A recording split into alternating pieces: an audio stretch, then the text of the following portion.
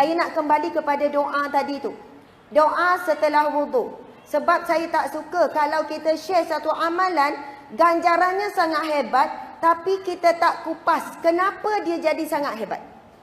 Soalannya orang dengar, oh mudahnya nak masuk syurga. Baca je doa lepas wuduk, 8 pintu syurga dibuka. Susah apa nak masuk syurga? Syurga itu sangatlah mahal. Bukan semudahnya. Siapa yang merasakan mudah masuk syurga, itu adalah satu tipu daya syaitan, tipu daya nafsu. Bila kita ada terlintas rasa mudah je masuk syurga ni, subhanallah, itu adalah satu penyakit hati yang ditimpa kepada orang-orang yang baik, orang yang buat amal soleh. Na'udzubillah. Akhirnya kita kurang untuk bertaubat dengan Allah, kurang untuk beramal soleh, sebab rasa syurga itu mudah untuk dimasuki. Jadi cuba bayangkan, tadi tu kita jelas bab fix sikit tu kan, bab teknik rebonding apa. Orang yang dah buat, dia kena potong sependek yang boleh. Itulah ulama-ulama kata, siapa yang dah buat teknik rebonding ataupun color tak mengikut syariat, itu kan semua menghalang wuduk. Dan kita tengok hari ni ramai je lelaki yang color rambut pelik-pelik dan sebagainya. Wallahu a'lam. Kita pun tak tahu bahan yang dia guna tu telap air ataupun tidak, halang air ataupun tidak. Jadi kalau dia mandi wajib tak sah, apatah lagi wuduk tak sah. Maksudnya bila sebut bab menyempurnakan wuduk, minta maaf, saya sebenarnya sedang menahan sakit kepala berdenyut-denyut sampai ke gigi. Tapi dah makan ubat. Okey, subhanallah. Apabila kita sebut bab menyempurnakan wuduk, ia berkait dengan bab bersuci lagi. Bab mandi hadas, bab hadas kecil, hadas besar, bab berkaitan dengan penyucian istinja, semua itu berkaitan. Allahu akbar. Sebab itu di antara hadis Nabi SAW, bila bercakap bab azab kubur, antara penyebab utama azab kubur adalah apabila tidak selesai dalam bab bersuci, bab berhadas kecil, tidak membersihkan air najis, maksudnya air kencing ataupun air besar, air kecil. Subhanallah. Perkara ini dalam bab pendidikan anak-anak. Saya tadi on the way datang, mak saya ada sama dalam kereta. Mak saya tanya tajuk apa, saya cakaplah tajuk ni. Mak saya pun baru datang je dalam 5 hari macam tu, datang ke rumah. Subhanallah. Mak saya pertama sekali dia sebut pasal tu lah. Dia kata jangan lupa ingatkan tentang bab bersuci, sebab pendidikan anak bermula daripada bab bersuci. Sebab itu doa setelah wuduk akan disebut yang kedua, waj'alni minal mutatahhirin. Ya Allah, masukkanlah aku, golongkanlah aku di kalangan orang yang menyucikan diri. Sama ada cucikan hati yang bersih ataupun bersuci tu. Sebab ramai yang ambil mudah hari ni dalam bab bersuci ni. Kau nak sebut bab ni banyak ni, tapi bolehlah ya, sebab penting ni. Contoh bab pakaian. Bab basuh baju, guna mesin basuh automatik. Saya nak tanya, wallahualam, kefahaman orang Shah Alam saya tak tahu. Bagaimana kalau kita basuh baju yang bernajis di dalam mesin basuh automatik? Bersih ke tidak?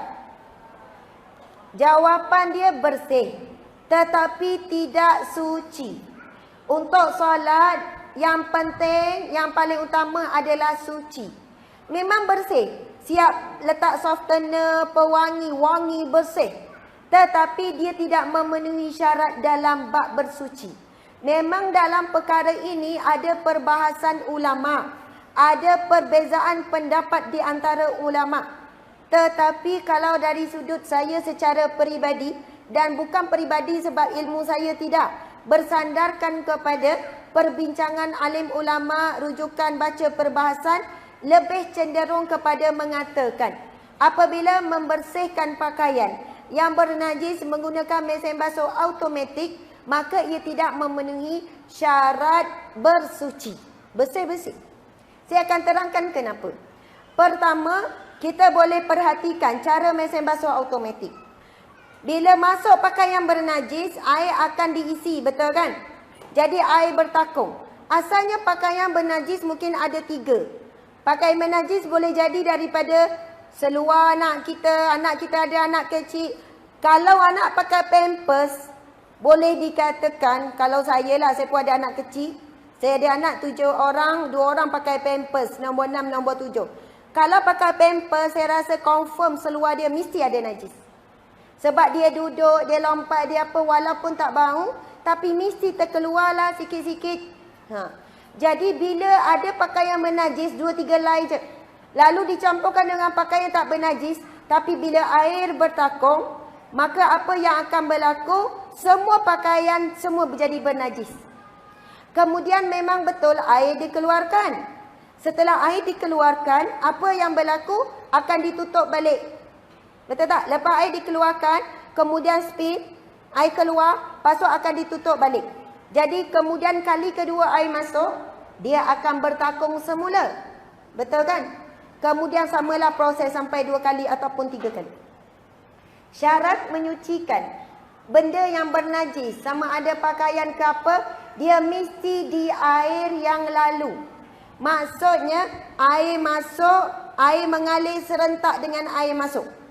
Tapi kalau mesin basuh automatik, dia tak serentak. Air bila time masuk, mesti lubang telah ditutup. Dia hanya akan menakung air ketika air masuk.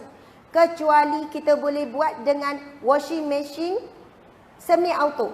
Mesin basuh yang separuh auto, kan kita boleh je buka air, dan masa air pun terbuka juga lubang bawah, kita pun bolehlah jerus, lepas tu air mengalir. Macam tu. Jadi ustazah, saya ada mesin basuh automatik saja. Macam mana nak buat? Asingkan baju bernajis dengan baju suci.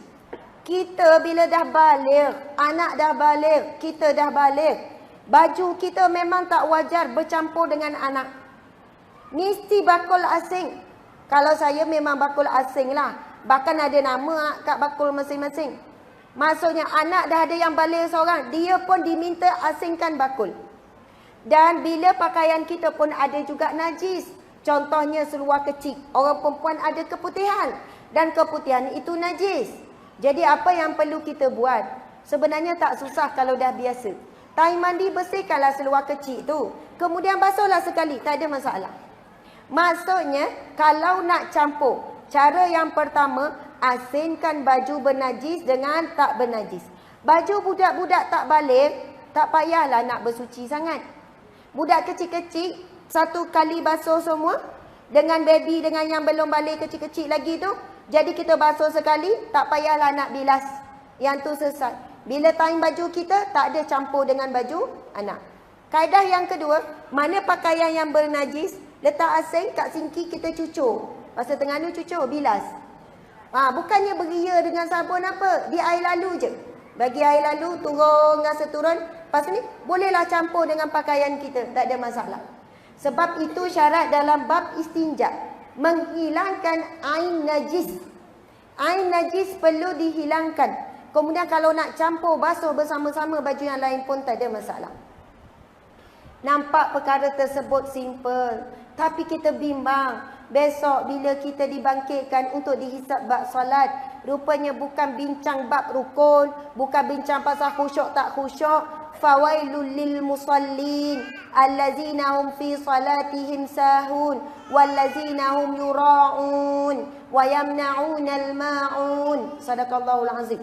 Celakalah, neraka well lah mereka yang mendirikan solat dalam keadaan lalai. Di situ ada perbahasan ulama, siapakah yang dimasukkan lalai. Ulama pertama ada sebut, pendapat yang pertama sebut yang solatnya lalai, tak khusyuk. Subhanallah, itu berat. Pendapat yang kedua mengatakan dia tidak menjaga bab rukun-rukun solat. Pendapat seterusnya tidak menjaga bab kesucian solat dan sebagainya. Jadi semua itu ada kaitan, kita bimbang. Sebab dalam firman Allah bukan sebut celakalah bagi orang yang solat. Tetap bukan orang tak solat. Bagi orang yang solat pun boleh jadi seorang di kalangan yang celaka. Na'udzubillah min zalik.